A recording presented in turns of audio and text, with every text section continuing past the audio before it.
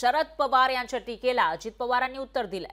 लाडकी बहीण योजना खूपच प्रसिद्ध झाली असं अजित पवार म्हणाले। महिला सबलीकरण सुरक्षेवर आमचा भर आहे असंही अजित पवारांनी म्हटलेलं आहे। तर कायदा सुव्यवस्था राखण्याचं काम प्रत्येक सरकार करत असतं, आम्हीही करतोय असं अजित पवार म्हणाले। दरम्यान 1500 रुपयांपेक्षा बहिणींची अब्रू वाचवण्याची गरज आहे असं शरद पवार म्हणाले होते। धुळ्यामध्ये त्यांनी हे वक्तव्य केलं होतं आणि त्याला आता त्यांचे पुतणे अजित पवार यांनी जोरदार प्रत्युत्तर दिलंय।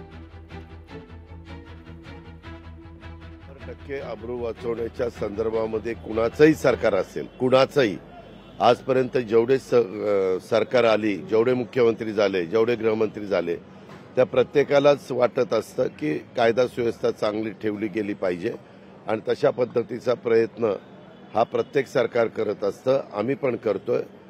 पण यावेळेस जरा लाडक्या बहिणीची योजना ही खूपच ग्रामीण भागामध्ये तरी पॉप्युलर झालेली दिसते आणि कुणाला वाटणार नाही की हे मदत म्हणजे सबल आणि सक्षम महिलेला करत असताना तिची सुरक्षितता आणि तिचं संरक्षण हे पण महत्त्वाचं आहे।